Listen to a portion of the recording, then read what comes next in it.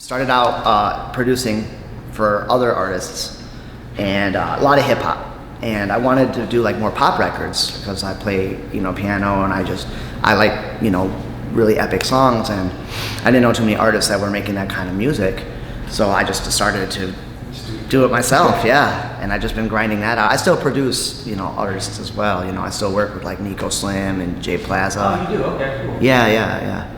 So I still I got one coming up with Mowgli.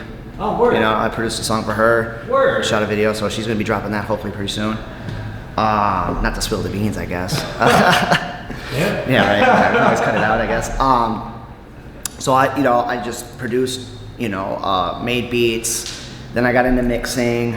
Then I got into songwriting. Then I got into just singing and all that. And then I got into shooting videos for people too. So I also shoot videos for people. Yeah, I just do everything. Because that just feels like that's what you have to do. Like, in order to get, where you're trying to go, you just have to do everything. So I met you through Minnesota Fats. Yes. Can you tell me about that relationship, how it started, and like so, what you learned, or how was it going? Oh yeah, I mean, so Fats was like the first artist I really started working with. And me and him did a lot of big things. We did the tour. We had that song with Snoop Dogg. So that's one of the first songs I ever sang. Was that one with Snoop Dogg and Fats? Because that was right when I was breaking into my singing stuff, and that was just such a great opportunity. Right. So, but I met Fats through family. He was like a family friend, and we started working together, and that's how we met. Yep. We met in Atlanta. Was it in Atlanta? Is that the first time we went? Yeah. So we were in Atlanta for that Mix Show Live, right when 50 Cent and Meek Mill got into it, and that viral moment where they're on that stage together. Me and EJ were just we were right to the side of that. I'm surprised we're not even in the video, because we were right there. But so I've been doing that a long time, and then me and Fats just kept grinding, and then I wanted to do my own artist thing. So then I started, breaking off, and then Fats and I have a song together, too, actually, that we did for me as an artist. So we had one called Make You Smile, and then we had another one called Man in the Mirror, or something like that. And those were so me and him were working together on that, and just grinding it out. And then I just kept dropping music and videos, because I always knew, video seems to be the most palatable way to get people to really absorb your stuff. Facts. You know what I mean? Because it's really hard to get people to click on a Spotify link. Especially because it's you go into let's say on your phone, whatever, and you'll put Spotify on there, and then you'll click it, but then it won't be signed in, right? It's done. Yeah, I'm already out. I'm already past it. YouTube is great because you just click it and you're there, and it's so easy to get people to go there. Plus you can embed it and shit. And it'll play out. Yeah. So it's just way easier to promote stuff, because it seems like these platforms, they kind of handicap you a little bit too, because they know that you're sending people away from their site. So I think their algorithm kind of pushes it down a bit. For sure. You know what I mean? So, because I'll notice if I upload the video itself to, let's say, Facebook, versus if I put a YouTube link on Facebook, way different. Yeah, all of a sudden the video will have tons of fucking plays and likes and shit, but you put the link up and it barely gets any views at all. But you shit is going crazy right now. Yeah. Right now, how you did that? How did I do that? Well, I hired a publicist, and a lot of advertising. So really heavy Google ads and stuff like that. And I just ran everything. I did Facebook. I didn't do any Facebook ads this time, actually. Do your own label. Yeah, through my label. Because you're your own label. Yeah. So I'm a one-man kind of band on that. It's called Pandasonic Records. There we go. Yeah, my record label is called Pandasonic Records. I basically set it up as a way to,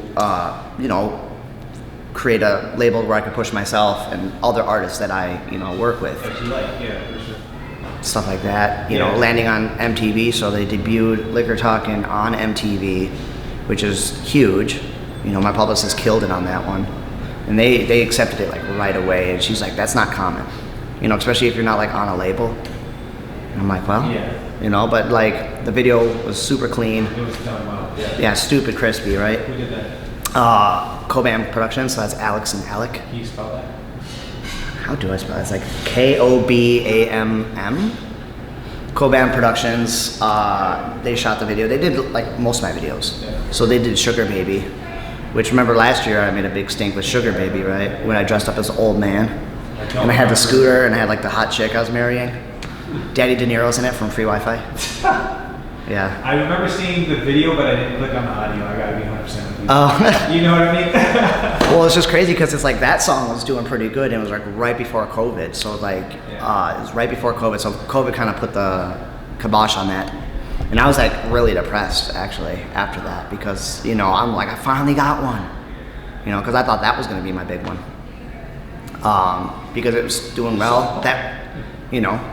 And had like. I tend to not think that way, but I hear you. Like I tend to think like I'm gonna always make another one. You know what I mean? Like, right, but when you put so much effort and like resources behind, like because it's about momentum for me at least. In general, you're right. Yeah. Yeah, so it's just like you have all this momentum, and then someone just goes, and you spend all that money on the video, all that money on the promotion, all that shit, all that time, all that creative energy. And I didn't know what I was going to do genre-wise, because if you listen to my music, it's all over the place genre. Right. I would give you R&B, probably pop. Well, if you listen to Sugar Baby and you listen to like Liquor Talking, you would not think that's the same artist. You know what I mean? They're totally different, because like Sugar Baby has like a hip hop kind of rap vibe to you. it. Like I see like a really similarities between them, but oh really? I just gotta keep it honest with you. Yeah. Okay, yeah. For me, I just feel like I switch it up every time. Like, cause this one's like kind of like a country pop song. And then, Sugar Baby was like a hip hop kind of auto-tune, like. It's probably because it's the same mix, you know what I mean? Like, yeah. You are the person behind it, so obviously it's gonna be like a. There's definitely gonna be some similarities, yeah. Fair. Yeah. But conceptually, I'm just pretty happy because I'm like, I switched it up, which I think is cool because then you never know what to expect from me. I want to ask you about your physical location, like in Minnesota. Do you feel like that's holding your career back? Do you feel like it's like it doesn't matter, or is it like actually helping you? That's a good question. So I live on the Indian reservation down in Prior Lake, just south of the cities. So I'm a Native American that lives on the Shakopee reservation. It's overall a blessing to be there. I think it's a great place to be. As far as like Minnesota holding me back, I mean, it's potentially possible, yeah. Because I mean, a lot of people, they leave. And when you let's say you're out in California, you can go to all these events and you can just bump shoulders with people. I mean, this and is all these curiosity coming from me. I don't yeah, it's just literally just opportunities just pop out of nowhere because it's like you're just right place, right time. Right. And that's less easy to do in Minnesota because there's just less opportunity here. There's less industry. There's less, you know what I mean? And a lot of people that become successful, they leave. They go to California. But with the internet and with, social media and all that, like you basically have worldwide reach from anywhere. So you feel okay? So it's okay, yeah. I definitely, there's great things, like not living in California is great. I would say that's a plus. Not a huge fan.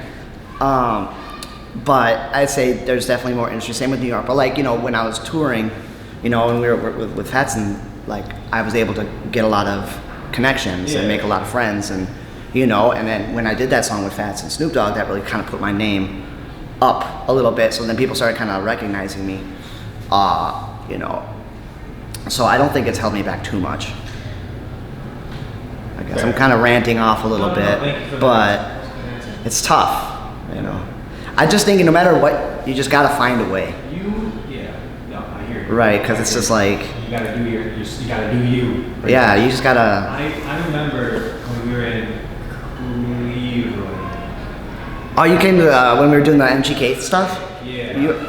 Is that when we had the van wrapped? Yeah. I forgot you were with us on that. I saw you just like one day, I might just be making this up, but I'm pretty sure I saw you just like go off randomly. Everyone was like, what the fuck is Troy? But that's kind of how you are. And so I want to ask you how do you go about your living your life? How do you think about life? And how do you think about how you want to live your life? It's kind of a broad question. Yeah, how do I want to live my life? Yeah. Comfortably, I guess. My life is actually quite boring. Literally all I do is sit around and make music and and watch YouTube and hang out with the kids. It's literally all I do. The way I live my life is I'm in a position where like I don't need to do things I don't want to do, so I just don't. Yeah. You know, because it's just like I feel like you only get like one life. No one knows what's after it. Straight up. No one knows like if there's like, you know what I mean? Like there's religion and different philosophies that have different takes on it, but no one really knows. So I feel like this is all we got, so let's kind of just make the most of it. That's why it's like just go hard on the music, because it's like I'm a musician. I know that like if I didn't, I would have this like regret inside of me if I didn't go hard, especially, you know, having all the opportunities that I had. So I just literally try to make the most of it, and I really want to like leave the world a better place than when I came into it, even if it's like small, even if it's just by like doing a good job raising my kids and making sure that they're kind and they love people, you know, at least then I'm leaving something behind, you know, that fixes the world in some way, you know, just by even small things. That's why I like to help a lot of people. Like I help a lot of like musicians and stuff, you know, and I have a real estate company that I landlord a bunch of houses out. And when COVID hit, I gave all my tenants free rent for like a month, yeah. So I just try to live happy, do good, and see if I can leave this place better than when I found it. Do a better job raising me, my kids than my parents did of me, but they did pretty good on me, I'd say.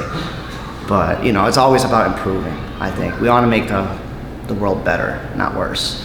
And that's why a lot of my music, you know, it's not. You know. You remind me of QA a lot. QA, that's the homie too. You remind me of him a lot. Yeah. No, I fuck with QA. I was just talking to him today. QA is cool. You know, I've done a bunch of recording for him too. Yeah. But yeah, QA is good shit. I love his like good energy. That dude is just positive, and I just like that vibe. Is there anyone else in the city you want to shout out? If you want. I want to shout out Jay Plaza. I want to shout out Toxic and Blue Felix. I want to shout out. Organizations. It doesn't just have to be a person. I don't know. It's tough. Yeah. I'm just trying to. My circle's pretty small. Yeah. I'd like to, but you know, shout out Mowgli. Killed it in the video. She looks amazing. Nico's in the video. Nico's the bartender. Oh, I didn't Yeah. You'll see him. He's like pouring up the shots. Happy birthday, Nico. Yeah. Shout out Nico. Happy birthday. Just anyone and everyone. Shout out EJ. Fucking. You know, hooking us all up. This is fire. I want to shout out my manager, Adam. I want to shout out my publicist, Tavia. Who else? I don't know. Like, I don't even think about it too much. But yeah, just, you know, we all work together, create this collective, you know, because I think like the nice thing is like we create the scene. Like we are the music scene. Every day. Yeah, and without people like you or me or, you know, Waterwave or any of these other people that run like, you know, DJ Low, anybody who does like press, even like Kev's Perspectives podcasts, you just got all these people that are really like building the scene. Because without, you know, people like that or, you know, us, you know, there is no scene. And then there's no platform for other artists to like get on. So, and you know, they got to really pave the way, especially now that we lost Go 95 and what was that, 96 too? Yeah. They both got like bought out by like Christian radio or whatever. I have no idea who, but something is not. Yeah, it's not them anymore. So we lost, you know, that was a huge like local music supporter. Both of those. Lost CD pages. Lost CD pages, but you know, I don't cry too much for them. Well, I'm just saying. I would just get mad. I'm so competitive, like low key, because it's like, I would, you know, to be fair, like CD Pages did, you know, promote my stuff here and there. I would send them my videos and stuff, Yeah. but they would always put me like number 4, and they'd always have some fucking like hipster band as like number 1, and it's just like, what the fuck? Like my shit always was way better. I always had way more views. Like yeah, and I'm like, what is it? Is it because it's your friend? It's gotta be, because it's like you'll pull it up and it'll be like some folk bullshit, and it's you. I mean, I'm kind of being a hater a little bit. Huh? I started this for a reason. You know what I'm saying? Like I started this for a reason. Yeah, because it's just like, and you know what? Their demise, like City Pages and Go 95's like demise, really does like set the stage for the, you know, independent, you know, media and creators, smaller creators to have a better platform, because not everyone's just like running to them now. And we can grow because it's like I see Yeah. publication. Oh, I need someone to do it. Oh, see, they're not gonna all of a sudden not have that platform. Exactly. So I thank you again for coming on here. You know? Thanks for having me. You know, I really appreciate all the people who do like local entertainment media because it's like we're starving for it. There's so much talent in the city, so much, and like people don't know. Like it's weird because it's like, you know, people talk about like Minnesota's a music city or a music state or whatever, which is true, but then we don't really support. Well, we're getting better at it, but you know, we have a legacy of just not really supporting our own, and that's just an issue with, I think, everything though, because it's like I just try and focus on what I'm doing, and I'm just trying to make big moves because I know that if I get successful like on this level, everyone else will just fall in line. Everyone that's with you is like, come on. Yeah, or like, you know, people that weren't paying attention all of a sudden start paying attention. Which is at least something. Yeah. So it makes more sense to like shoot really big, like shoot for the stars, kind of, and then everyone else will just kind of fall in line rather than constantly, you know, try and do all like, because it's like I reach out to like local media sometimes, you know, and they don't know who you are, so they're like, I don't give a shit. But the second, you know, you get like a big fucking thing, like everyone's like, oh yeah, come on the thing, you know what I mean? Yeah. So that's why I'm just always shooting at the stars. So like when Liquor Talking debuted on MTV, all of a sudden everyone was like, holy fuck, right?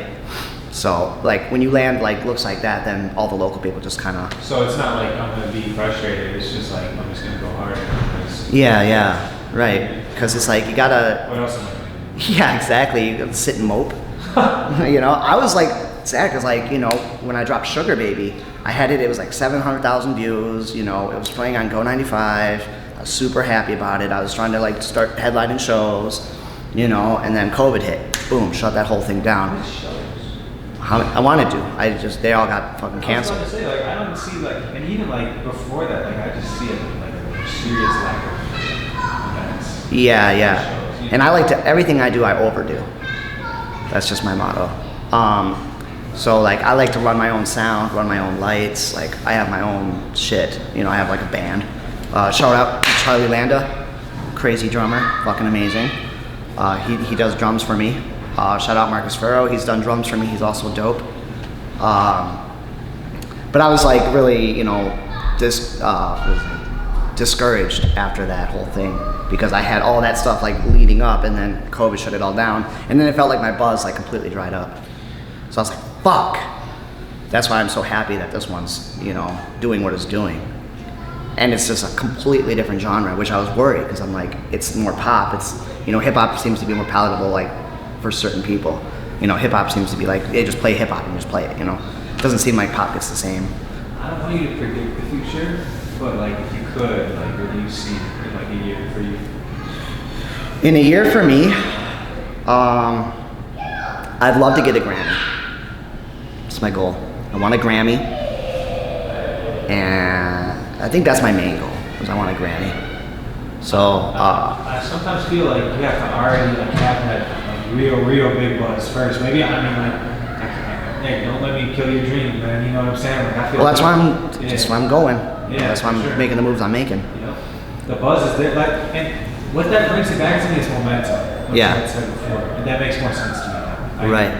I hear you. Yeah, because it dries up, and then you have to like re-kick that door open. But if you are to kick that door open and then you follow it up, it's just easier to get in. And I have a whole bunch of new music ready to drop. Like. So this is just step one in like a multifaceted approach. So I'm gonna be dropping single, and then hopefully maybe if my buzz is enough, later in the year I'll drop like an EP. Okay. You know what I mean? I like your first answer a lot, like this year. This year, yeah. I'd love a Grammy. I don't know if I'll get the Grammy like this year, but maybe like, you know, eventually. Hey, Andrew Thomas, check out my new single and music video, Liquor Talking, out now on all platforms.